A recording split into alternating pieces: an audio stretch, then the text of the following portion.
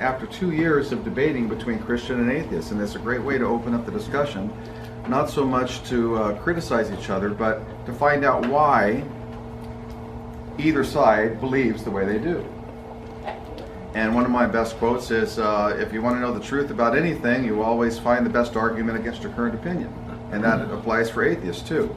Some of the atheists here I know have looked for the truth, being Christians, and then they turn to atheists. That's a little bit harder thing to turn back because you've already educated yourself on Christianity. But for Christians, sometimes it's difficult for them to actually view the other side's point and the other side's reasons for believing. And this is one way we can do it in a very civil, calm way. At least I hope that's what it's going to turn out to be today. So everybody's been here before. I think you've been here before too, haven't you? First time. Is this your first time? What's your name, sir? Zeno. Zeno. Okay. Well, welcome. Welcome. And so I'm going to introduce these guys, and you're going to introduce that guy. So let's. Okay. So this is Mark Smith. Good friend of mine. Good motorcycle friend of mine as well. We ride bikes together. And oh, there he goes. Okay. You okay? And he has a website called JC Not For, the numeral 4 me. He used to be an evangelical Christian for quite some time, studied the Bible, became an atheist. And now he's probably the most educated atheist I know, especially through Christianity, because he knows a lot of the arguments that brought him into atheism. Bill is one of the few authors about atheism in Orange County. He has his book, which is right there, which is for sale over here. And very well thought out book. Bill, you were never a Christian? I've forgotten. Were you a Christian? I had a mixed childhood. Mixed childhood. Okay. Father was Lutheran, my mother was Christian Scientist. But no evangelical. No. Okay, I very good. recovered from that. All right. And if you're a Christian, that book is actually a pretty good way to start. It's not very damning, but it is very critical of what the Bible says and gives thoughts and questions about what the Bible. Well, I'm going to let him explain it actually, because I'm not going to misrepresent it. So now Dave is going to take over, and go ahead, take over, Dave. I'm going to start my camera. Okay, we had Bill Federer come from Virginia Beach, Virginia. He couldn't be much further, still be on the continent. And so he was here, and I thought, well, this is great. We're going to have him debate, because you guys are always looking for fresh meat. And here's somebody that really knows history better than just about anybody I know. In fact, my goal in life was to be able to speak as fast as Dave Barton. Then I heard William Federer, and I said, no, my new goal is to be able to speak as fast as William Federer, with gusts up to 800 words a minute. So he can cram more information in a shorter amount of time than anybody I've ever met. So, but he's got a lot of slides. He usually slows down for people so they can follow him, but it's really going to be entertaining. He tells a lot of really good stories. He's going to be giving a Mother's Day sermon called America's Founding Mothers on Sunday morning at the East Anaheim Calvary Chapel. But anyway, Bill has got a tremendous background. He's got an American Minute. He actually writes faster than I can read, because I keep getting this stuff on my computer on what's happening that day of the year. And so he's able to tell you all the significant facts that happened in American history on that day. So I think this ought to be entertaining and ought to be a lot of fun. And it may not be a debate in the formal structure of things, but it should be interesting. So I'm going to say one more thing, Dave. yeah. We forgot to mention the structure of the debate. Is fairly straightforward. Each side gets 20 minutes, so these guys have to squeeze their PowerPoints down to 10 minutes each if that's what they want to do. Then Bill's going to start, and then after that we'll have a 10-minute rebuttal. We'll have a little bit of a break. Maybe you can discuss things amongst yourselves, and then we're coming back for Q&A, and that's actually the best part, because you have to kind of memorize the questions that you might have so you can bring them up later during the Q&A. That lasts about 40 minutes, so it's a nice long Q&A. Great questions for both sides. This will be on YouTube. It might be weeks or months depending on how busy I am. I'll be going to the Reason Rally in Washington with 40 other thousand atheists in front of the Lincoln Memorial on June 4th, so you won't be seeing me that week. Anybody here going there? Well, we'll have to hook up then.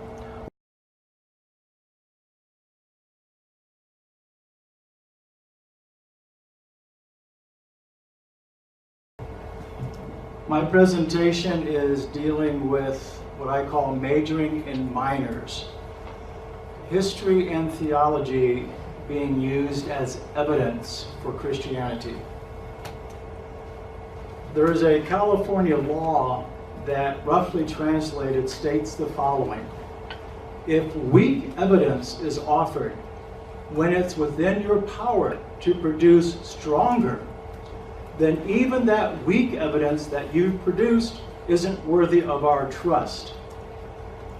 And the reason this law has meant so much for me is because religionists continually claim they can prove everything and all these great miracles in the past and stuff, but all they got now are rumors and stuff written in a book. They can't duplicate anything that happened in the past. So it's very weak evidence. They claim an almighty God, but they never really show it. Even something as silly as this is probably the strongest piece of actual hard evidence Christianity has presented in the last 100 years.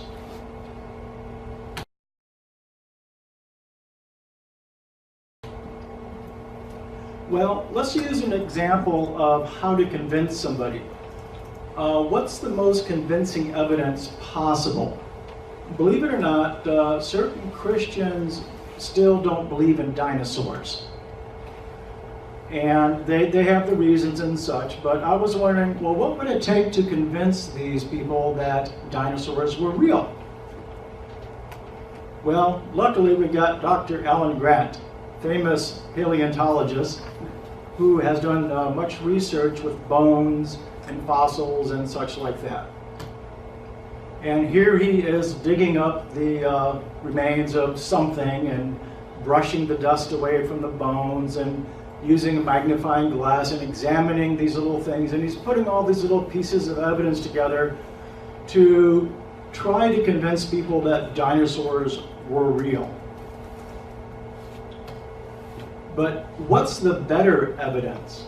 He took a trip to this island called Jurassic Park, and something he had only seen in the ground as dry, dead bones and dust suddenly became alive for him, and he was amazed.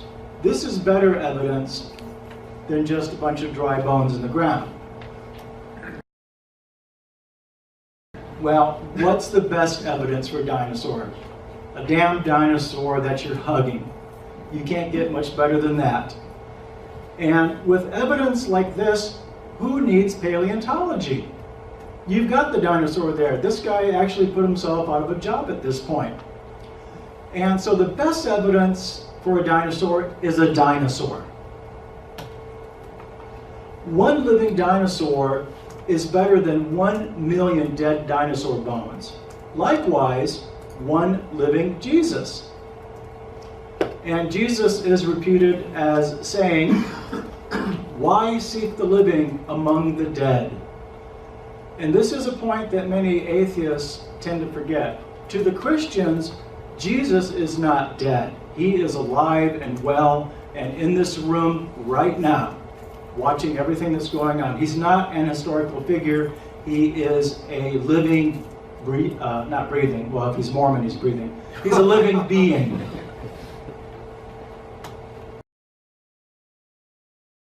My God's not dead, he's surely alive. He's living on the inside, going like a lion.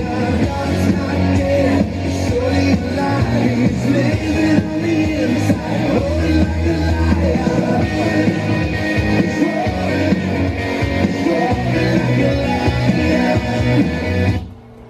How many people saw the movie?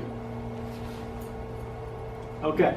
The main thrust of the movie is God's not dead. He's alive. He's as alive as anybody in this room here. It's not somebody you have to excavate the bones for and do a bunch of scientific analysis on. He is alive.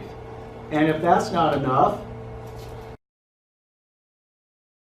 Serve a risen Savior, he's in anybody want to join in?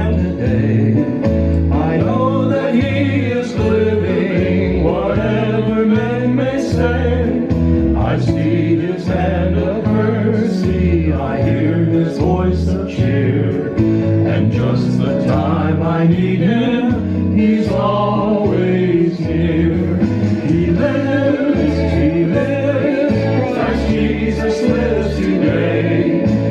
walks with me and talks with me along life's narrow way. He lives, salvation to impart. You ask me how I know He lives. He lives in my heart. Again, Christians worship a living God. He is not some historical figure. For Christians to pretend to care about history, to me, is disingenuous. They don't care about history. They got Jesus today in their heart. He walks with them. He talks with them. He tells them directions. He keeps them company. They have a personal, this is what they say, they have a personal relationship with this guy. It's not somebody that died 2,000 years ago. He's right here. How many Christians here have talked with God? Yeah. And we need to remember that. It's not history, it's current events.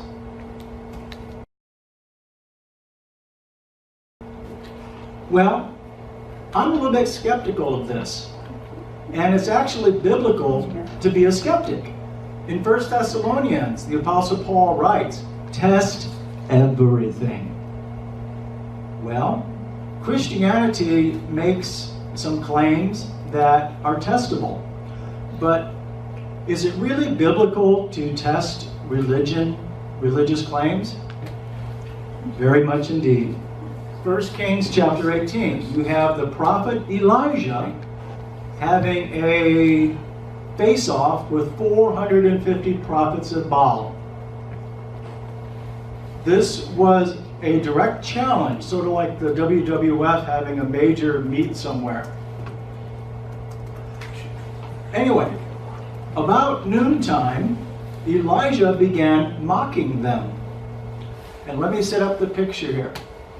For several hours, the 450 prophets of Baal had been dancing around this altar trying to get fire from heaven to ignite the sacrifice. And all the hooping and all the hollering and all the praying and all the jumping around, all the commotion, does not make it lie into the truth. Pentecostals can jump, hoop, and holler all they want. It's still a lie, as were these people here finding out. And Elijah, being the respectful person of other religions that he was, no, he wasn't. He ridiculed the hell out of these people. These are some of the things that, if you translate them correctly, he actually told these priests of a different religion. He said, hey, shout louder. Maybe he's talking to somebody. He could be taking a shit. He's away on vacation. Maybe your God's asleep. So he wasn't being very respectful, according to the Bible. So anyway, several hours, these guys eventually give up and Elijah steps in, according to the Bible. BibleGod delivers. Boom! Fire from heaven. The thing lights up. It's a clear case of who won this contest. BibleGod won this, hands down, no question whatsoever. So was he a good sport in winning this contest? Well, not really. The idea of Old Testament religious tolerance was to massacre every single one of these priests, kill them in cold blood. 450 men died that day because they weren't of the right church, they weren't of the right religion. But what we're interested in here today is the religions were making a claim. They came up with a way to test that claim. And there was a winner from that test. It is perfectly okay when a religion makes a claim that's verifiable and testable to go ahead and test it. So the Elijah test, as I call it, basically boils down to this. The best evidence for a miracle is a miracle. Put up or shut up, or you lose, you die. rather than Christians talking about all these great miracles that took place thousands of years ago, just show us a miracle. Do it. God's alive. He's here right now. He could turn this projector upside down. He could throw the laptop over a chair. He can do a lot of things. Why doesn't he?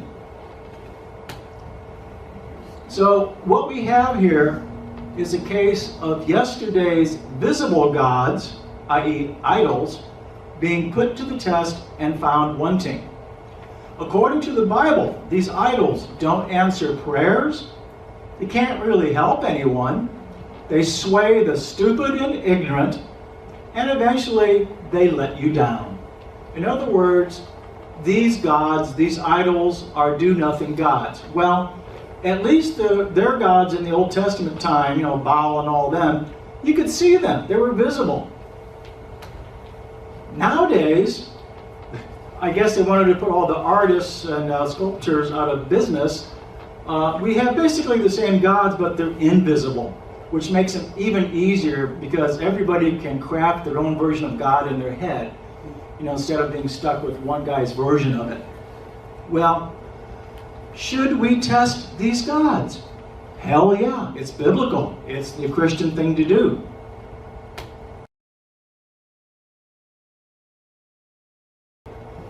Yes, test everything. Remember 1 Thessalonians. Therefore, in the spirit of Elijah, we'll test the invisible idols of today, i.e. Christianity. Test 1. Christians claim anyone believing in me, that's Jesus, shall do the same miracles I have done, and even greater ones. Well, I call bullshit on this. I challenge any Christian right here to go walk on water. And that's not even a greater miracle than Jesus did. You can't even walk on water. You can't even change one fish into two fish. There's not one Christian on this planet that validates this verse. Therefore, Christianity fails this test. Test 2. Christians claim whatever, no conditions laid down at all, whatever you pray for in my name, I will do it. That's Jesus himself in the book of John. Well, again, I call bullshit. We can have a real easy test. Any Christians want to volunteer in this room to pray for something, let's say $1 million falling down from the ceiling. I'll give you 5 seconds. 1, 2, 3, 4, 5. Yeah, bullshit. Again, we have something that's testable, and Christianity fails the test. They're good on bragging, not so good on delivering. Test 3. Christians claim, is anyone sick? Anyone. That doesn't mean Christian. That could be a Buddhist. That could be a Baptist. Some people say they're not Christians. It could be anybody. It could be an atheist. If anyone is sick, call for the elders of the church. And their prayer, if offered in faith, will heal him. Not might, not maybe, not, if it's God's will. This is a definite promise, will heal him. No conditions, no qualms whatsoever. Again, you can go in any city and look at the Christian cemeteries and see that this also is bullshit. The Christians are dying at the same rate as the atheists.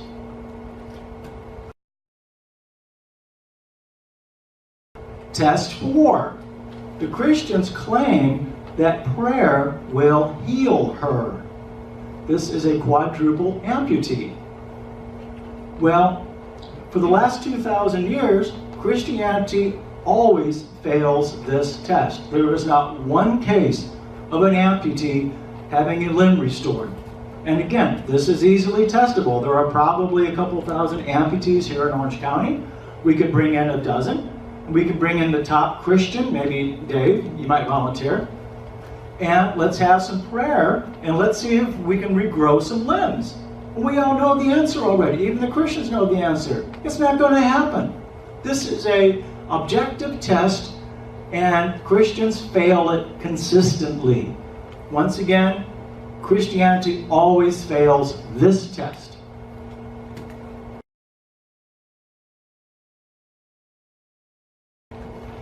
And the final test.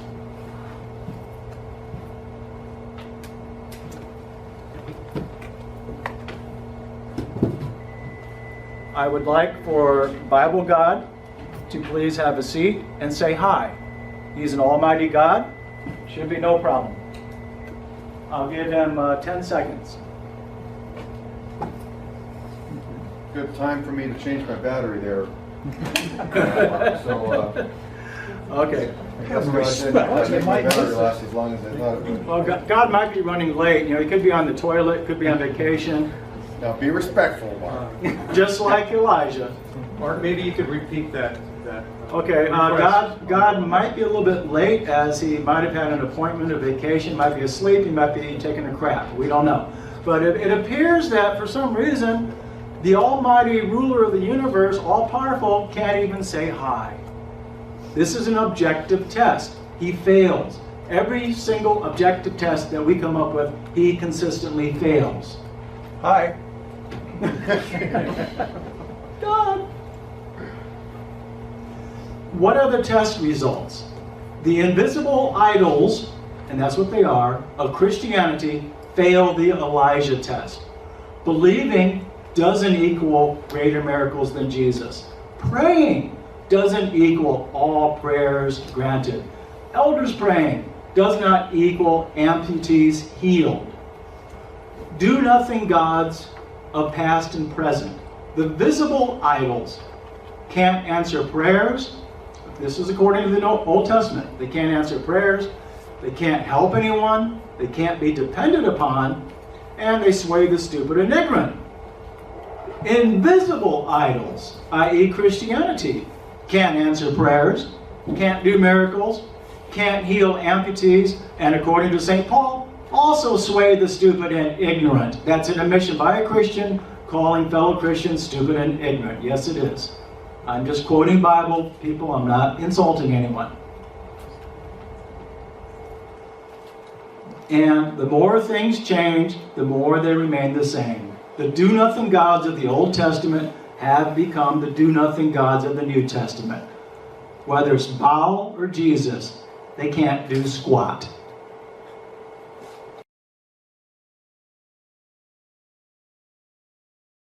Conclusion.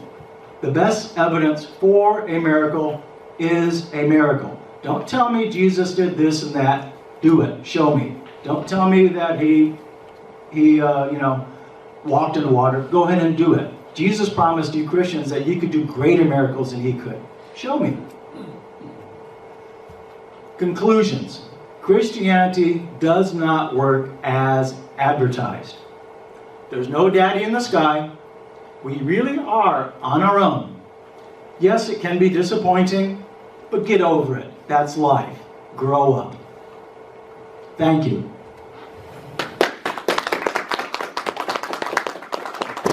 Who's going to take the chair back? Where did the chair go? Is this right God here? might be on his way still. I'm not God. All right, here we go. Okay, so we got a taste of what an anti-theist really thinks. Mark is a dedicated anti-theist. That means he's not just an atheist. He doesn't believe in a God. He is actually promoting atheism, much like some other atheists do, over worldviews that believe in deities. So if anybody hasn't heard that particular version of a debate, welcome to the club.